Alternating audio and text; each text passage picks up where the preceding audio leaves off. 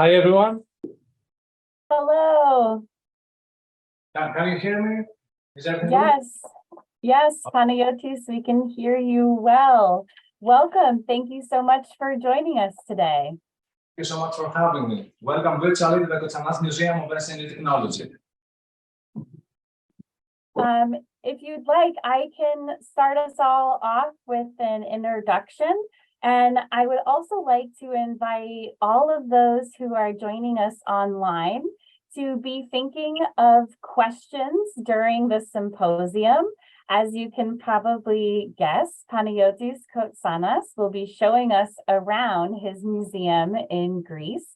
And we will ask Panagiotis Kotsanas questions about his museum, about replicas, about ancient Greek technology at the very end.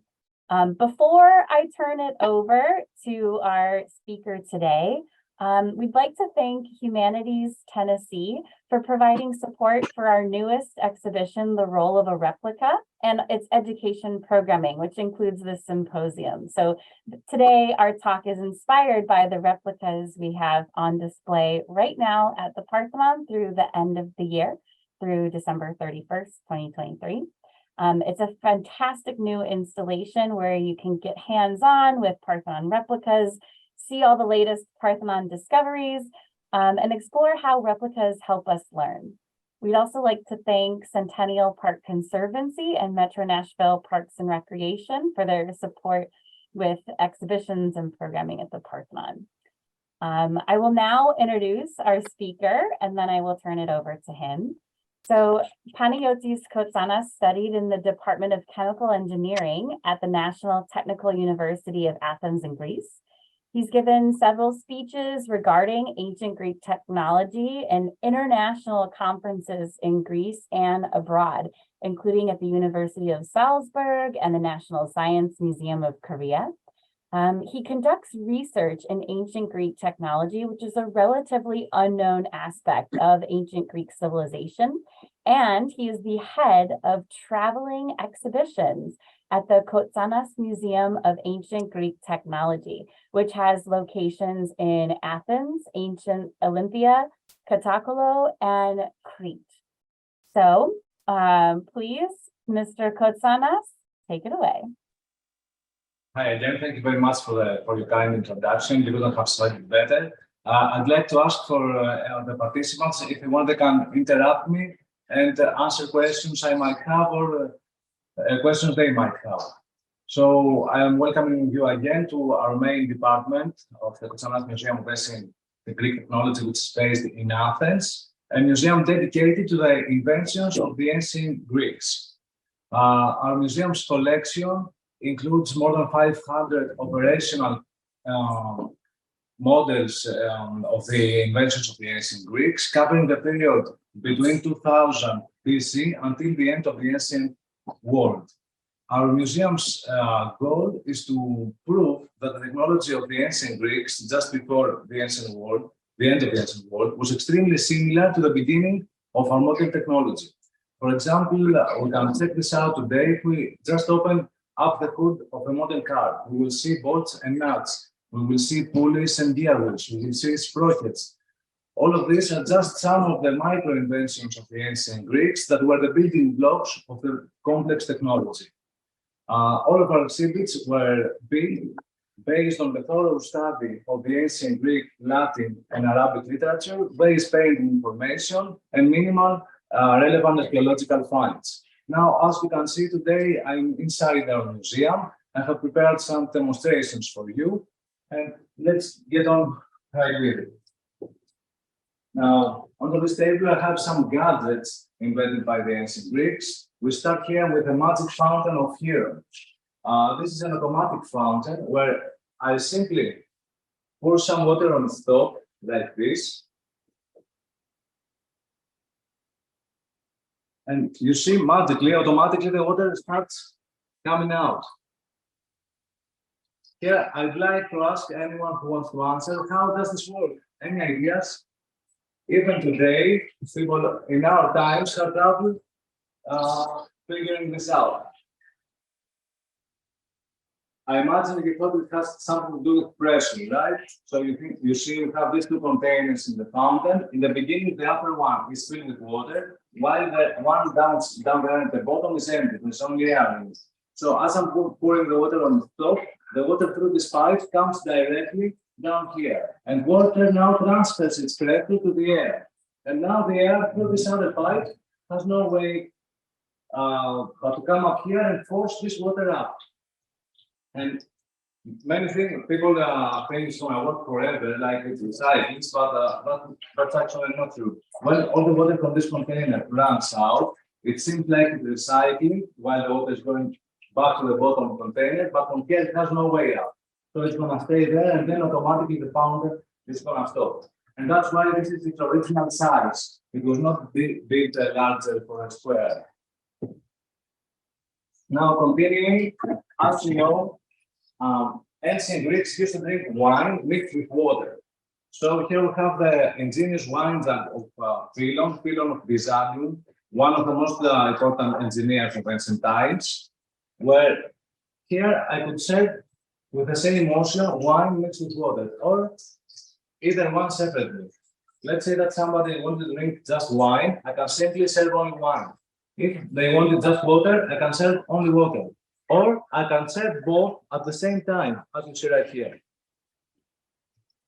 And how could this one work? So let's have a look. You see that in the middle of the cup, of the jug, it is there's a wall inside it that separates two containers. One is filled with water and another one is filled with wine. But back here where I'm holding the jug, you can see two separate pipes here. And each pipe on its top has a small hole, as you can see. Now with my thumb, as I'm serving, I can block each of the holes and adjust the flow of the jug. And let's have a look at another micro gadget, which is none other than the cup of Pythagoras. All of you have heard of Pythagoras, I believe. And according to tradition, Pythagoras made this cup to teach his students the need of moderation in their lives. So he built this cup, and on this spot right here, he drew a line. He told his students not to drink too much wine, but only until the line up here. Because if they drank more, he said, there would come a punishment from their gods. Now let's have a look. I'm gonna pour some wine until this spot. You can see we're safe under the line. But if I go and become greedy, we start losing it. But what's the catch? Not only until the line up here, but we're going to lose the whole quantity of the wine. And that's the punishment. So we're talking here about the first axial siphon since the 6th century BC. Inside there is a pipe which is hollow through the bottom of the cup, and over it we place another one that is blocking the initial pipe. This creates pressure that sucks the whole quantity of the liquid out of the cup. Now, since we saw before the ingenious wine type of Philon, continuing with Philon, he didn't leave it there, but he moved on and created the first humanoid robot in history. I'm talking about the automatic servant of Philon, which is the evolution of the normal jug that we saw before. Here you could see a robot standing like this at a festival, for example, and anyone could come with his cup and simply place it on its hand. Automatically, the hand starts moving, and the robot is serving us wine. Whenever the wine reaches the middle of our cup, it automatically stops pouring out wine and starts pouring out water. Whenever we want, we can take our cup off, and automatically the robot is going to stop. This way, we adjust the level of water in our wine. Now, if someone never took his cup off, it will not spill the wine and water, but it would automatically stop when it was filled half with wine and half with water. And we can have a look right here at how it operates. You see inside the servant chest, inside its chest, there are two separate containers. Whenever we place our cup, the hand starts moving, and this movement is controlled by a spring on its shoulder. So as the wine is coming out, it gets heavier and heavier. The spring keeps expanding, and then automatically the hole that I was closing before with my thumb of the wine is closing, and the water hole is opening. So it gets out the water. Whenever we want, we simply take the cap off, the weight is lost, and it stops flowing. Now moving on my left here, we have the first frame of vertical elevation. All the ancient temples we see in Greece after the 5th century BC were built by cranes just like this one. Here with the movement just of one finger, I can lift a stone that weighs more than 30 kilograms or 60 pounds. So you can see me rotating these levers, and the stone is already lifted from the ground. I don't know if the camera is getting it. And here, as you can imagine, we have the first use of pulleys right here, which are helping us reduce all this weight and use as few force as possible. Now, you see this crane is 3 meters tall, and we lift a stone that weighs about 30 kilograms. You will see at the temps that there are stones that weigh tons of kilos. Here, even if they built a crane that was 30 meters tall for that circumstances, the problem they had to solve was how to connect the stone to the crane. Our first idea was to wrap the stone with a rope and then lift up the stone. But when we had to place the stone on another stone, we had to remove it by hand. So in order to avoid this process, they thought of carving the upper part of these stones like this. You will see they created a hole that on these 3 sides was cut vertically, while the 4th side here was cut with an angle, just like this. So they used to take this part first, they place it inside the hole and move it at the angled side. And then we place this other object here, and the stone is locked. We simply use our hook here and we can lift the stone. And let's move on slowly to some telecommunications over here. Let's see how they used to communicate from a distance. Now, on my left, we have the first coded system of sending messages. Here you can imagine that at the top of each hill, they used to build 2 walls and they had a Greek alphabet in between. Here they used to raise torches on each wall so that the torches on the left wall indicated the column of the letters, the vertical columns, while the torches on the right wall indicated the rows. For example, you can see here we have raised 3 torches on the left wall, which means that we are sending a message, a letter rather, from the 3rd column. Here is the 3rd column, and since we have 2 on the right one, it means that we are sending the 2nd letter. So here is the letter M, and letter by letter, they can send a whole message. Now, as you could imagine, this method was very slow. Is there a question? Okay. It was firstly very slow, and another problem was the distance. We have proved that if we recreate these walls today, the maximum distance that an operator could see on the other hill was up to 10 kilometers away. If the distance was greater, the operator could not distinguish the number of flames on the top of its wall. So during wars, where they had to send the messages faster, they used this one right here, which is the hydraulic telegraph of Aeneas. Here, at the top of its mountain, you can imagine, they had this device, but this device had to be precisely the same at each top of the mountains. All of these devices were filled with water into the cylinder, and on top of it, a wooden stick containing 24 war messages floated. They all floated at the same level, and then one operator wanted to send a message to the next one. He simply raised just one torch, one fire here.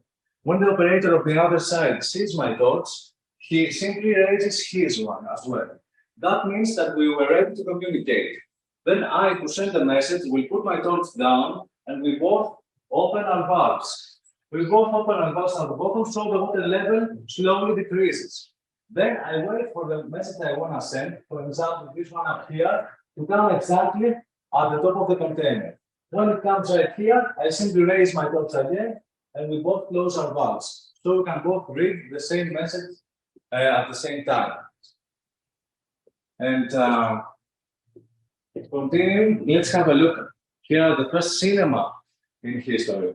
I'm talking about the static automatic theater of Philon, built on the 3rd century BC, where automatically, by simply pulling a rope on its bottom right here, a whole play is going to be presented automatically. And let's have a look. We just pull the rope, you can see the doors opening automatically. And you see here the Achaeans, the sailors, repairing the ships. You can see this one in the middle hammering onto the ship. And if we are quiet, we can listen to the sound effect of the hammer on the ship. Inside the theater now, we can see the mechanism producing that sound. Automatically now, the doors of the theater are going to close, and it's going to prepare the next scene. It is presenting here the myth of Nafplios. Ancient Greek king Nafplios wanted to seek revenge on the Achaeans after the Trojan War. According to the myth, they killed his son over there, and he asked help from the goddess Athena. Now, as we saw the second scene, the doors will open again. The ships are now prepared. We see the sea and the sun. As we're waiting for the ships to come over, we see also dolphins emerging and diving into the sea.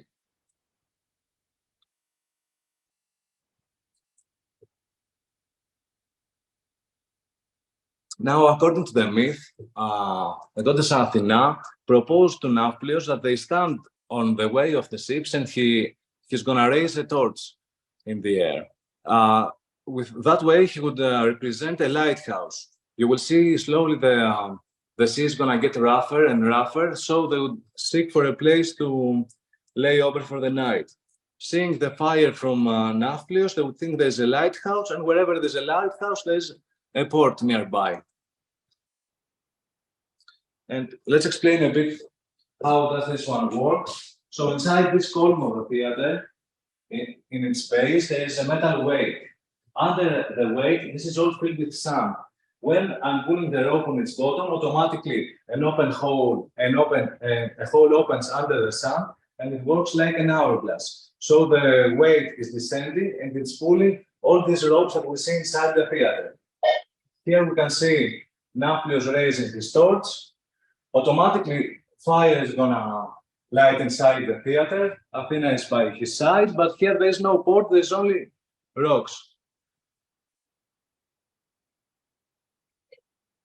Here also we can see the metal weight descending, pulling all the micro mechanisms inside the theater. And here is the main soldier that killed Nafplios' son. His name was Aeneas. And just like the ancient theater, goddess Athena appears and she is going to take revenge. We see the lightning.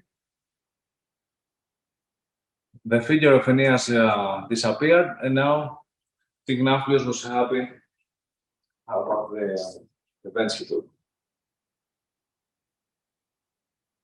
And the play was over.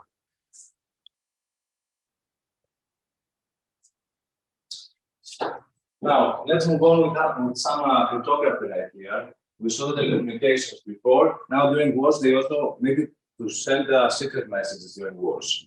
Now, let's have a look at one of these ways, where this is the Laconian relay.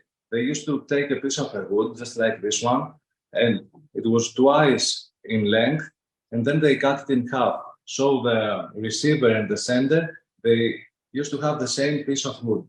Now, if I wanted to send a message, I would simply take a piece of leather like this one and simply wrap it around my piece of wood. Then I would just write my message horizontally, as you can see here. Now, in order to transmit the message, I would just send the leather, not the piece of wood. So when the receiver got the piece of the leather, they had to just wrap the leather around the same piece of wood they had from the beginning. If they did it in a thicker piece of wood, the letters would be mixed. And the same would happen if they had a slimmer piece of wood. And let's continue here to the Hall of Hero, where we can have a look here at the first vending machine in history. So this clay pot right here was placed outside some temples where people would come by, they would drop a coin up here, and they get some holy water down there from the valve. Let me do it one more time. I drop the coin, and you get the water. So you can see now inside the vending machine, you can see a scale. On one side, there is a weight, and that weight is similar to the weight of the coin we are using. And on the other side, we can see where the coin is going to drop. As the coin drops right here, the scale is going to move, and it lifts up the chain in the middle. This chain is blocking the bottom of the container where the water is located. So for a short period of time, the valve is going to open. Now, when the coin reaches this position, it's going to slip and fall. So the weight is lost and the scale returns to its original position. Let me try once more.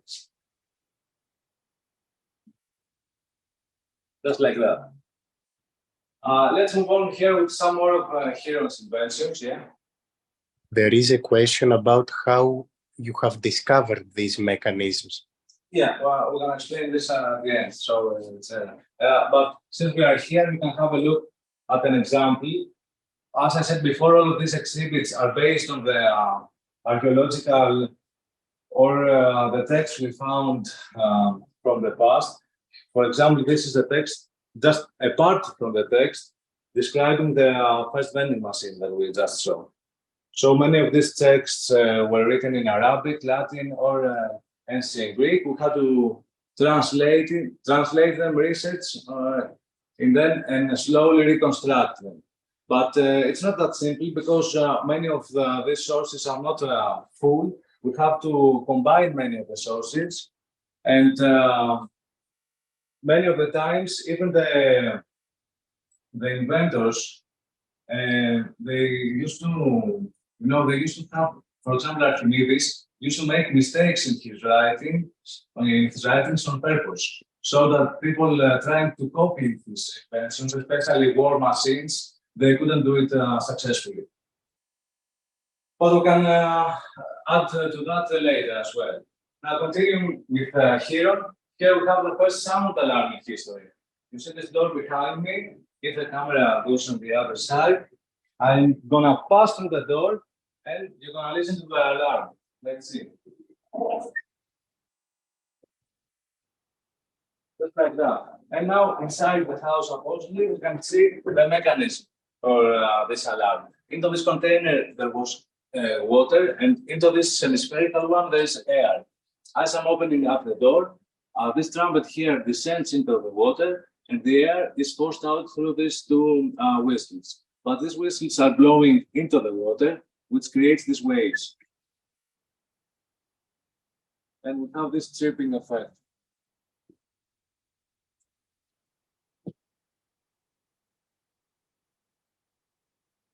And let's move on here and have a look at how miracles happened in ancient Greece.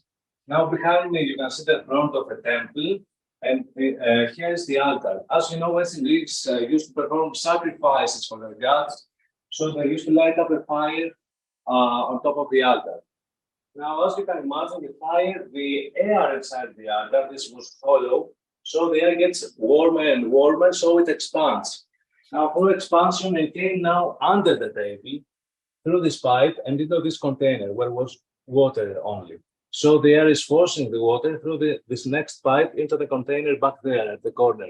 Now that container is getting heavier and heavier, and slowly, when the weight of that container surpasses the counterweight on the other side, the chains are going to move. These chains are passing through these wooden parts that are holding the doors. Now, these are slowly rotating, and automatically we're going to see the doors of the temple opening.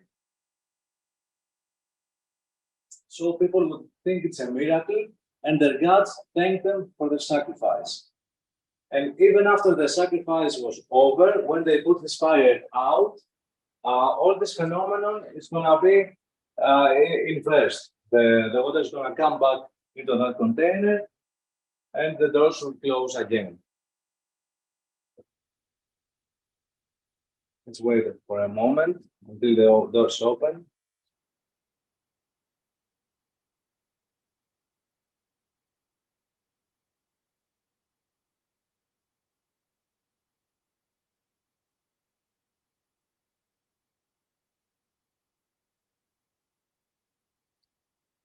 Let's have some faith here for the doors.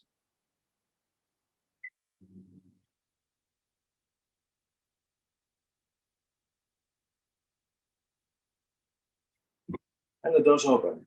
Now we can see the statue of Goddess Athena inside the temple. And let's move on to the room of Placidius. Placidius was the greatest inventor and engineer of ancient times. He was the founder of the engineering school of Alexandria, and he was a teacher for many of the inventors to follow. Let's come over here to have a look at the clocks of the ancient Greeks. As you may imagine, they initially built sundials just like this one. So this here is an horizontal sundial where it's important to have a look at this pointer right here. So as the sun rises in the morning from this side, a shadow is cast from this pointer, and it starts on the opposite side, right here. So that would be the first hour of the day, moving on to the next one, the second, the third, the fourth, etc. But this would only work for the day hours. Now, as you might know, ancient Greeks used to divide the whole day into 12 day hours and 12 night hours. And these hours didn't have every day the same duration. For example, now during the summer days, the day hours were a lot larger than the night hours. But every day they had different and some small changes. Now, in order to solve this problem and can tell the time at any time of the day, they invented hydraulic clocks. Now behind me is the hydraulic clock of Placidius. Now this is considered as an automation miracle, because if there was just constant water supply on its back right here, it would work forever without any human intervention. Now, as the water is flowing back there, it comes into these two containers. Now, the bottom right here is adjusting the level. So if the level on this container is always at the same spot, it means that the flow of the water through this valve would be always the same as well. So as you can imagine, the water is slowly dropping into this container during the day, and the water level increases. As the water level increases, this statue that is connected to the water level through a floater is coming up and indicates the hours of the day. Each line of this represents a day hour until the thicker line right here we have all the 12 day hours, and after the thicker line we have the night hours. Now, as I said, we need to change the duration of each day hour automatically. That's why you can see these gear wheels down there.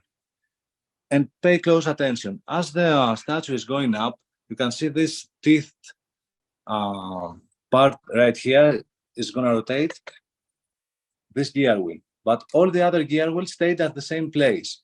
Only during the night, when the statue goes down, it's going to rotate slowly this gear wheel. But if you pay close attention, this gear wheel is going to rotate the screw on this other side, and this rotates the next gear wheel.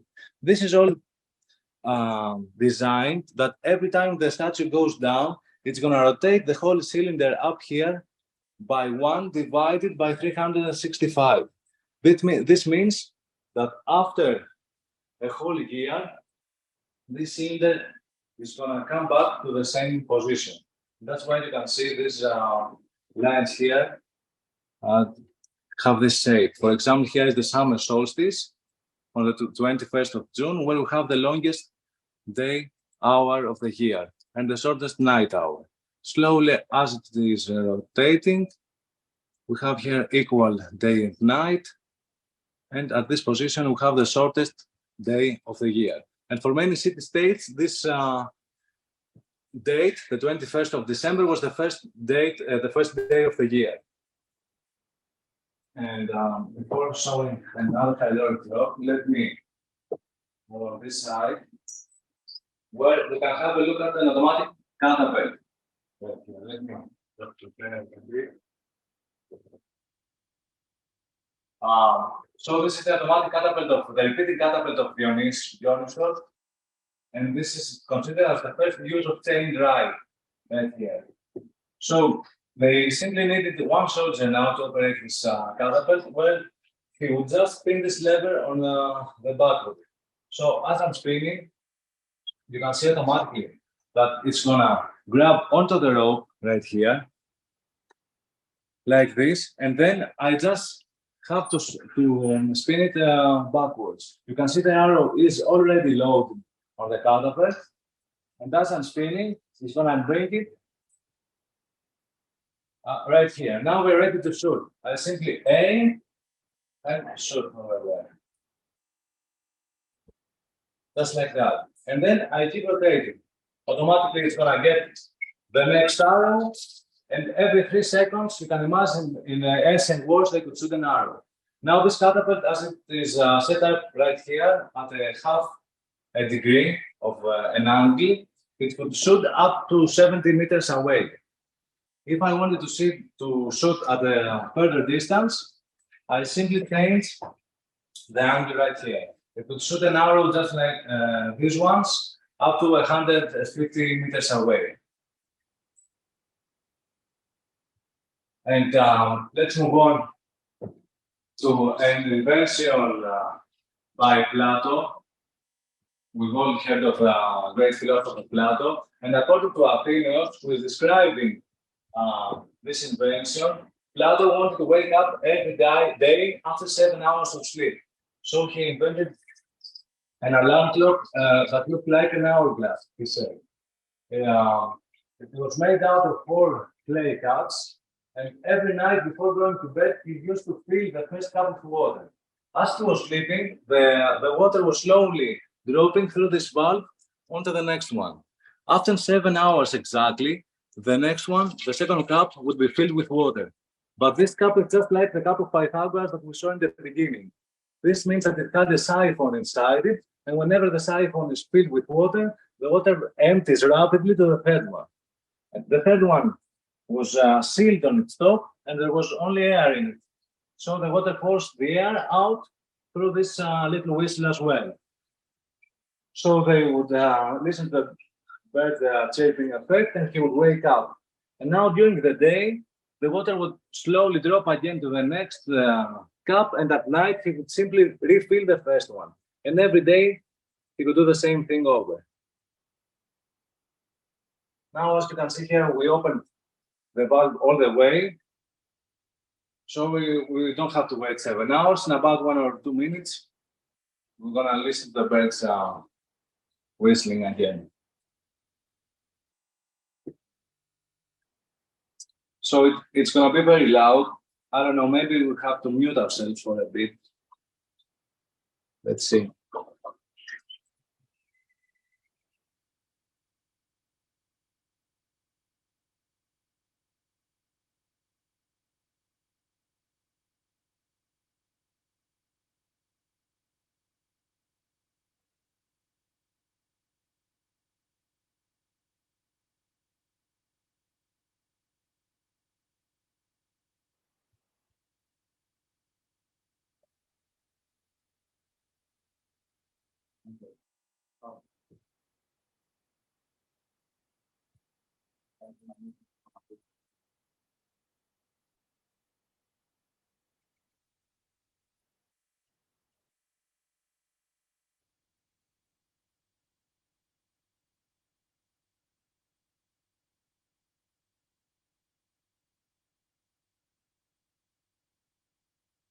Oh, that was all with the alarm clock. Now, let's keep going now with some toys invented by the ancient Greeks. Now, this here is the Automation by Archimedes. Automation means battle of the bones. This was a toy he invented for his students, where it looks like a puzzle that consisted of 14 different shapes, triangulars, and polygons, etc. Now, there were 3 different ways to be played. The first way was with these 14 pieces to form a square, as you saw it in the beginning.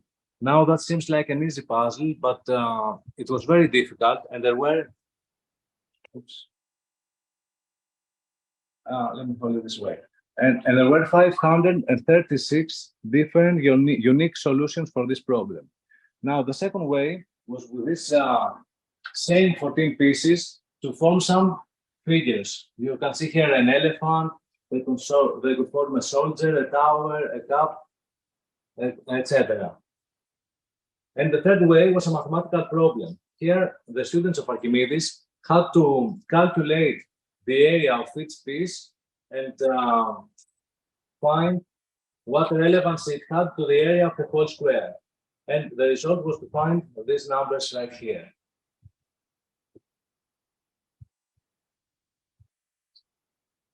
Now reaching the end of our presentation, let's close with another invention by Archimedes, which is the hydraulic endless screw. Archimedes. It was a screw invented to pump water. As I'm simply spinning here with my hand, you can see water on the bottom right there. The water is slowly ascending.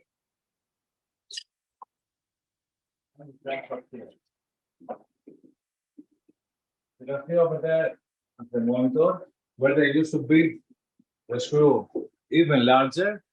A man would stand on its top, he would run, walk, and pump even more water.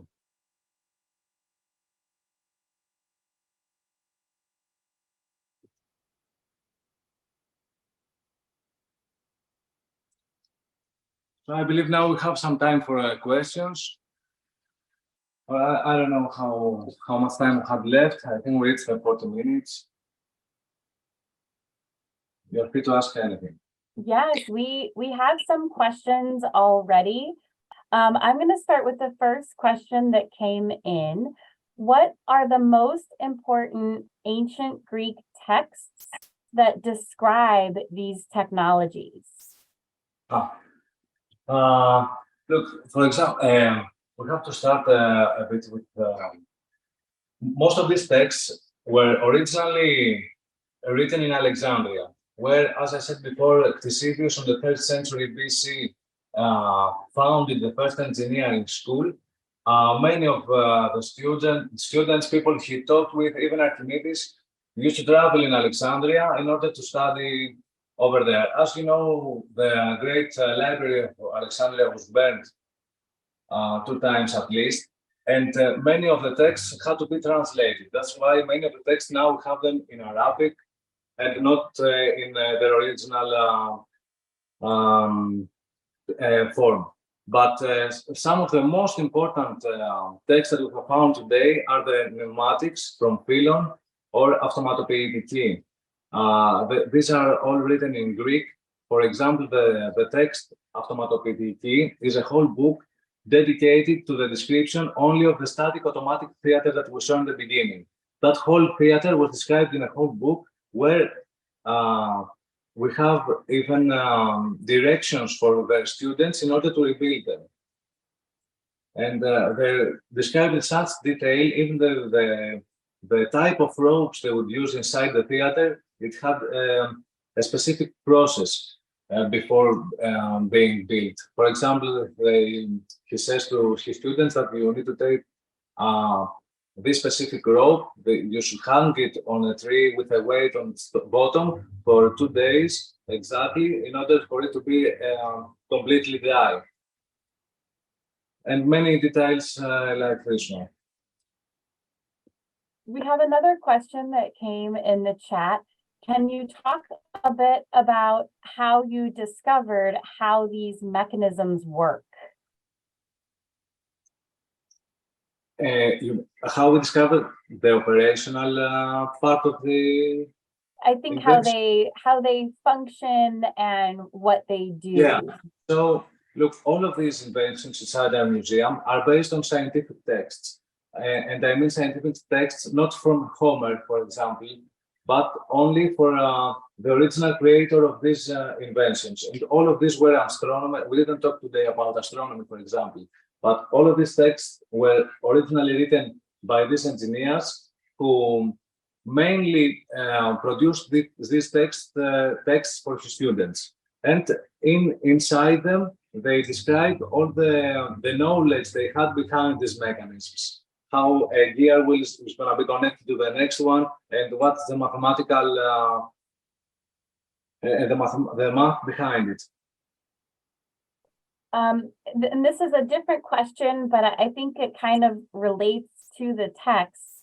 What do we know about the craftsmen or the engineers who made these devices? So, for example, were there dedicated workshops, or would these technology items be the work of individuals or studios that also made weapons or buildings or other products? Well, yeah. So definitely there were workshops. Each great inventor had their own team. They were all also professors at this engineering school of the time, and all of this, most of this evolution of technology happened in Alexandria, where different engineers had the different fields.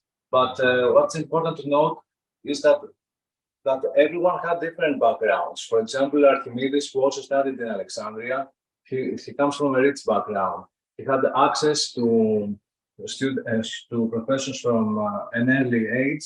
But Ctesibius, for example, was the son of a groomer. But to answer simply the question, yeah, there were plenty of workshops depending and on the field of its inventor. For example, the astronomers didn't have too much of a workshop because they were mainly traveling. They were on ships. But people who built, for example, catapults or stuff for the siege of the city, for the defending of the city, they had workshops inside the city. The next question we have is, what is the archaeological evidence for these machines, or are there more written descriptions of different machines? Well, most of them are, most of the evidence we have are written texts, but there are some minimal relevant archaeological finds. For example, I don't know if you have heard of the Antikythera mechanism, which is an astronomical instrument, which is considered today as the first computer in history. For that one, we have an archaeological find that is also in Athens as well. And we can have a look also at some pictures of it that we have right here. So that mechanism is built, it includes more than 35 gear wheels inside it. And we found the main part of the gear wheels in a shipwreck around 100 years ago. Here we had to scan all of these findings and slowly, with X-rays and many other techniques, recreate and have a greater understanding of how the gear wheels inside it worked. But alongside the written texts, we can have a result of how the original inventions were built. And we also have some other finds about some musical instruments, and we hope any day to come across more. Well, and I was observing that many of your replicas are made out of wood or metal or natural materials. And so I was wondering, do you think there could have been technologies like this in the past that were used, but then have been lost because they have decayed or they were melted down in the past? Well, yes, of course, all the wooden parts could not survive through time.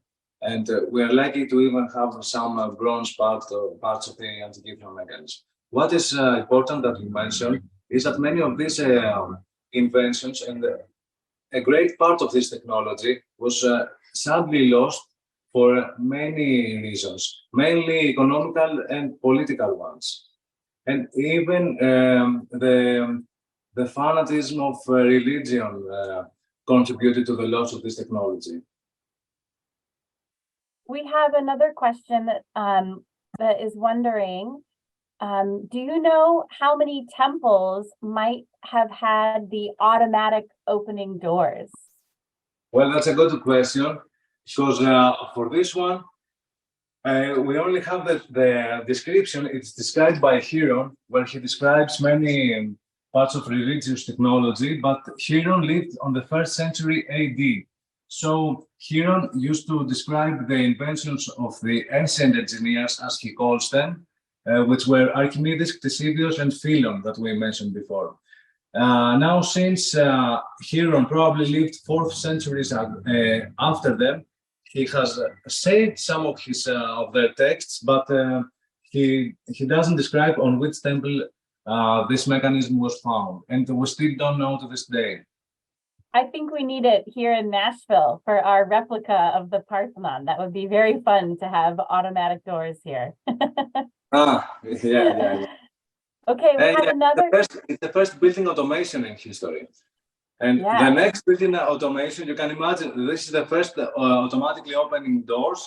But if you research through times, the next building automation would be more than 15 centuries later.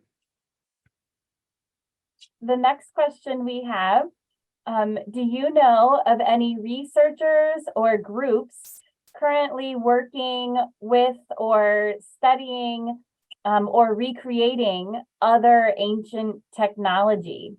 And there's a follow-up. Is there any particular archaeological site that has yielded recognizable technology?